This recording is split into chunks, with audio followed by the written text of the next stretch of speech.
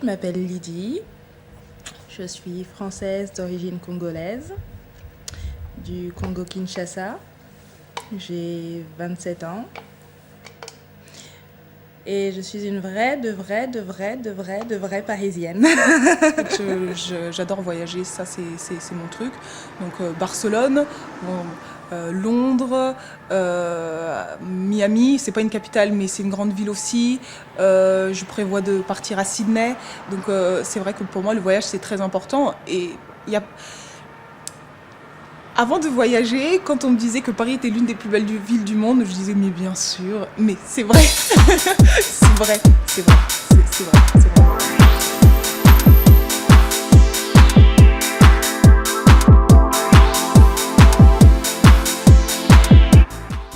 J'ai 29 ans, donc je suis danseuse, intermittente du spectacle depuis maintenant 10 ans. Mais j'ai un parcours relativement atypique. En fait, j'ai commencé dans les grandes études. J'avais fait un bac littéraire, donc anglais-allemand option latin. Et donc j'ai enchaîné par la suite avec une prépa Hippocagne, lettres supérieures. Donc ce qui prévoit d'aller vers vraiment les grandes écoles. Et du coup, j'étais passionnée par la danse et j'ai commencé à faire des petits castings, à rencontrer des gens. Et de bouche à oreille, j'en suis arrivée. C'est une ville vivante, cosmopolite, absolument magnifique. Je veux dire, ça fait bientôt 28 ans que j'y habite et je suis toujours aussi étonnée tous les jours quand je sors que je vois les monuments, les bâtiments. J'ai appris qu'il y avait de la vie en dehors après le périph'. C'était comme apprendre qu'il y avait de la vie sur une autre planète. Non, je suis une vraie parisienne. Je trouve que, en fait, de ce fait-là, en fait, le fait d'avoir eu, vulgairement, comme on dit en français, le cul entre deux chaises, eh ben, ça m'a permis en fait, d'être plus tolérante et de toujours me mettre à la place d'eux. C'est-à-dire que quand on jugeait les gens, on regarde, les Français sont des racistes. Moi, le fait de vivre en France, d'avoir une marraine française, m'a permis, dès très jeune, d'avoir cet avis de contradiction et dire non, c'est pas vrai, tous les Français ne sont pas racistes. Bonjour! Bonjour à tous. Je m'appelle Anaïs Malone, j'ai 28 ans. Je suis originaire de l'île Maurice. Et quoi dire d'autre? Je suis danseuse, comédienne, modèle.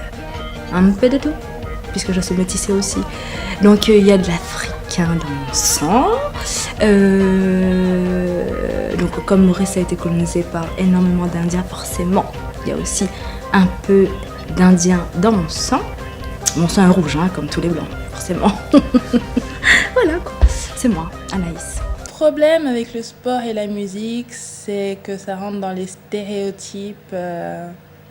Waouh, les Noirs et les Arabes, ils sont super doués en sport, ils sont super doués en musique. Mais il ne faut pas leur demander d'ouvrir un bouquin, quoi. C'est ça, au fait. C'est vrai que la musique, c'est un moyen d'intégration, mais comme on dit, si les minorités ne peuvent s'intégrer que par le moyen artistique, c'est un peu dommage. La musique, le cinéma, le football, là on les adore, là il n'y a pas de problème. Mais une fois qu'ils veulent devenir cadre supérieur, là on les aime moins. Ils nous ont volé notre place.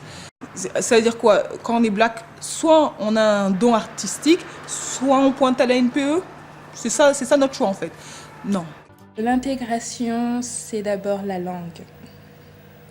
Donc, quand on vit dans un pays, il faut parler la langue du pays d'origine. Et quand je dis parler français, ça exclut le wesh, le yo, le wesh et les voilà. Mon rêve, c'est ça. Lorsque je vois dans la rue des couples métissés, j'adore, je suis heureuse, j'adore, je trouve ça magnifique. Je me dis, cet enfant-là, il a de la chance parce qu'il va évoluer vers deux cultures différentes, il va forcément être intéressant.